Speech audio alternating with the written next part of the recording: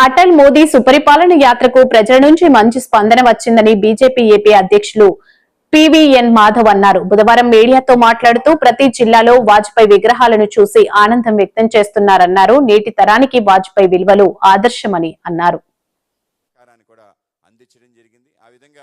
Bharatiya Janata party, Telugu Desam, Janasena సంబంధించిన శ్రేణులు యాత్రలు అన్ని ప్రాంతాల్లో కూడా ఆ విధంగా రావటం, అలాగే ఎమ్మెల్యేలు, మంత్రులు, కార్పొరేషన్ సంబంధించిన చైర్మన్లు కూడా ఈ కార్యక్రమంలో పెద్ద ఎత్తున పాల్గొనడం జరిగింది. ఆ విధంగా ఏ నమ్మకంతో అయితే ప్రజలు ఇవాళ కూటమికి అత్యధిక మెజార్టీ ఇచ్చి గెలిపించి అక్కడ పెట్టారో, అనేక రకాల సంక్షేమ అభివృద్ధి కార్యక్రమాలు చేస్తూ ముందుకెళ్తున్న తరుణంలో మేము కలిసి ఉన్నాం. ఆ విధంగానే వెళ్తాం.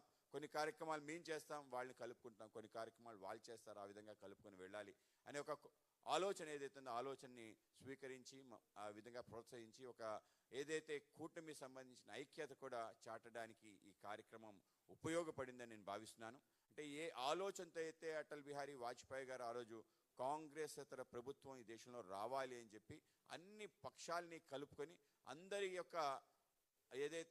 యొక్క అభిప్రాయాలను కూడా ఆయన గౌరవించి ఏ విధంగా ముందుకు తీసుకెళ్లాడు. ఆ రోజు పొలిటికల్ కనెక్టివిటీ అంటాం, ఆ విధంగా ఆయన పొలిటికల్ కనెక్టివిటీ అందరితో ఏ విధంగా చేసి ఒక అద్భుతమైన ప్రభుత్వాన్ని ఆ ముందు అటల్ బిహారీ వాజ్పేయి గారి కన్నా ముందు 3 సార్లు ఏర్పడ్డాయి ఏవైతే కోalition గవర్నమెంట్స్. కానీ ఏ ప్రభుత్వం కూడా 2 సంవత్సరాల మించి పరిపాలన చేయలేని పరిస్థితి ఏర్పడింది.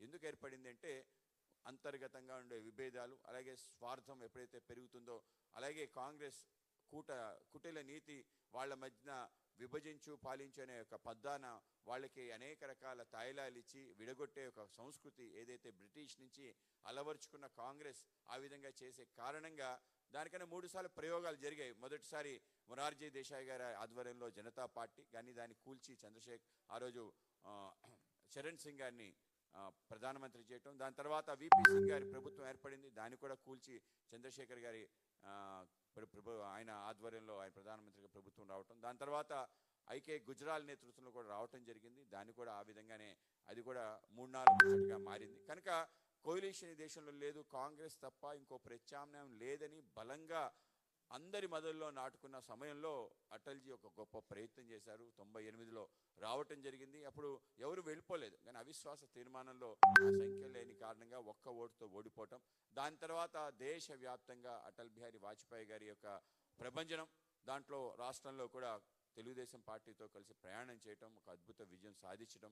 దాని తర్వాత 5 సంవత్సరాల ఒక సుస్థిర ప్రభుత్వం, సుపరిపాలనకు సంబంధించిన గీటురాయిగా అటల్ బిహారీ వాజ్పేయి గారు ఏదైతే పరిపాలన చేశారో, రాష్ట్రానికి సంబంధించిన దేశానికి సంబంధించిన అనేక రకాల మౌలిక మార్పులు చేశారు, అనేక రకాల కఠినమైన ధైర్యమైన నిర్ణయాలు తీసుకున్నాడు.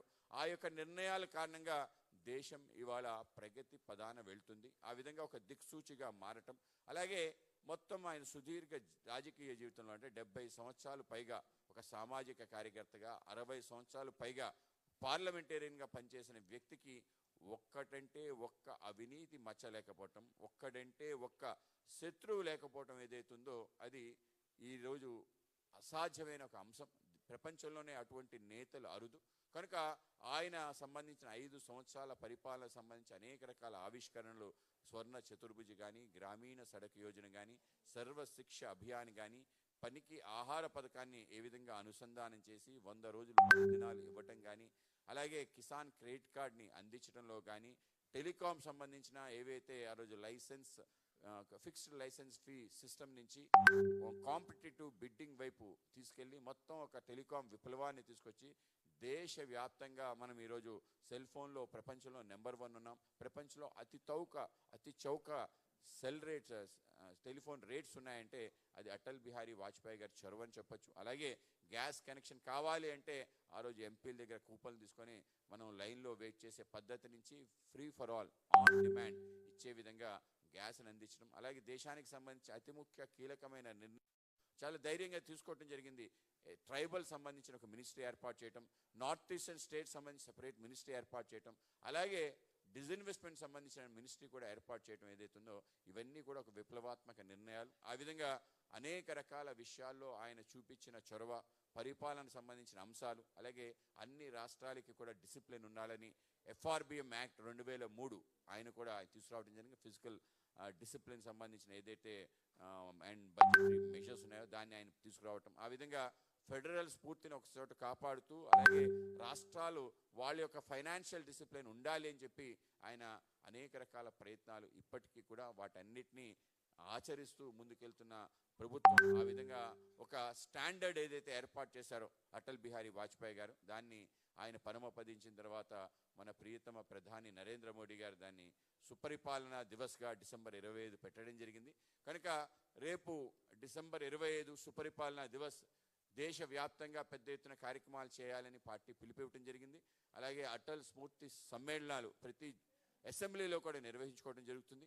అలాగే ఇవాళ ఆయన యొక్క విగ్రహాన్ని ఎక్కడెక్కడ ఉన్నాయో అక్కడంతా కూడా దీపాంజలితో ఆయనకి నివాళులు అర్పించడం జరుగుతుంది. అలాగే అటల్జీ సంబంధించి స్ఫూర్తి యువతరానికి తీసుకెళ్లే విధంగా కూడా పెద్ద ఎత్తున ప్రయత్నం భారతీయ జనతా పార్టీ ఆధ్వర్యంలో జరుగుతుంది.